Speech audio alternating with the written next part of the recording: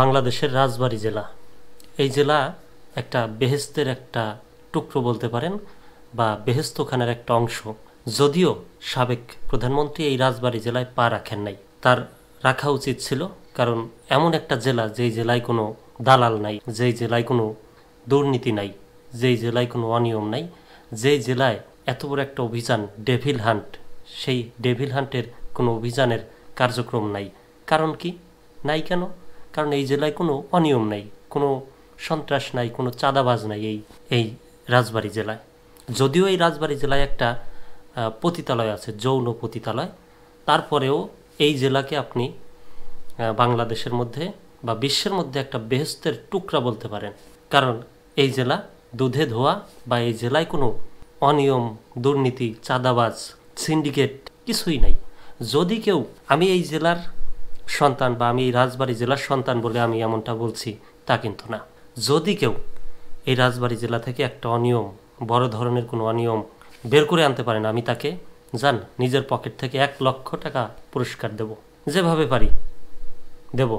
কারণ আমি সাহস করে বলছি এই কারণে যে এই যে 1 মাস ডেভিল হান্টের অপারেশন গেল, যৌথ বাহিনীর, ডেভিল হান্ট না, যৌথ বাহিনী না, তার উপরে যদি কোনো বাহিনী তৈরি করা হয় বাংলাদেশের মধ্যে, তারপরেও রাজবাড়ী জেলা থেকে একটা দুর্নীতি, একটা চুল পরিমাণ দুর্নীতির অভিযান চালিয়ে কোনো আসামিকে ধরতে পারবে না কোনো বাহিনী। কারণ আসামি নাই, কোনো দুর্নীতি নাই, কোনো অনিয়ম নাই। দেশের অন্যান্য জেলায়, এই যে মাত্র একটা খবর দেখলাম, সাবেক ভূমিমন্ত্রী সাইফুজ্জামানের 957 বিঘা জমি জব্দ।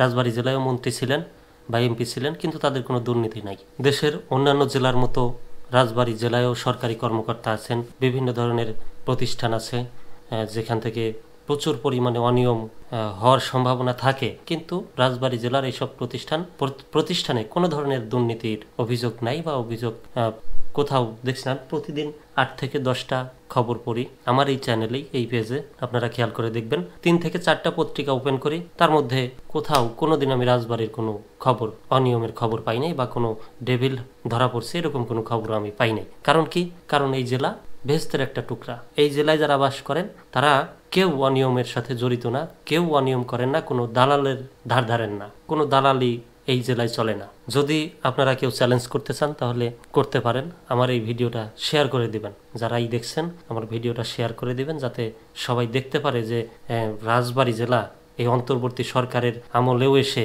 দীর্ঘ 16 বছর বিগত সরকারের শাসনামলের পরেও, অন্তর্বর্তী সরকার আসার পরেও এই জেলার কিছুই হচ্ছে না। মানে এই জেলার কোনো ডেভিল বা কোনো অপারেশন বা কোনো কিছুই, কোনো প্রভাব পড়ছে না, আগেও পড়ে নাই, ভবিষ্যতেও পড়বে না। কি বলেন আপনারা? অবশ্যই কমেন্ট করে জানাবেন। যদি কেউ মনে করেন যে দেশের অন্যান্য মানুষের, বাঙালিদেরকে বিশেষ করে দেখাতে চান ভিডিওটা, তাহলে অবশ্যই শেয়ার করবেন। কারণ সব জেলা যেখানে, দেশের সব জেলা যেখানে দুর্নীতিগ্রস্ত, এবং এমনও জেলা আছে যেখানে মানুষ যেতে অনেক কষ্ট করতে হয়, যেমন নদী এলাকা বা হাতিয়া, দেখলাম যে হাতিয়া একটা এলাকা আছে চাঁদপুরের ওইদিকে, যেখানে উন্নতিই কম হয়, সেখানেও দুর্নীতি হয়। কিন্তু রাজবাড়ী একটা জেলা, যেই জেলার কোনো দুর্নীতি বা কোনো কিছুই গ্রাস করতে পারে নাই, বা দালালদের খপ্পরে এই জেলার কিছুই হয় নাই। এই বিষয়গুলো যদি অন্যান্য জেলার মানুষদেরকে আপনি শোনাতে চান বা দেখাতে চান, আমার এই কথাগুলো তাদের কাছে পৌঁছাতে চান, তাহলে অবশ্যই ভিডিওটা শেয়ার করবেন। আর যারা এখনও আমার চ্যানেল সাবস্ক্রাইব করেন নাই, অবশ্যই সাবস্ক্রাইব করবেন। কারণ প্রতিনিয়তই আমি খবর আপডেট দিয়ে থাকি, এবং বাছাইকৃত খবর, বিশেষ করে দেশের সমসাময়িক বিষয় তুলে ধরার চেষ্টা করি। সবাই ভালো থাকবেন, সুস্থ থাকবেন। ধন্যবাদ।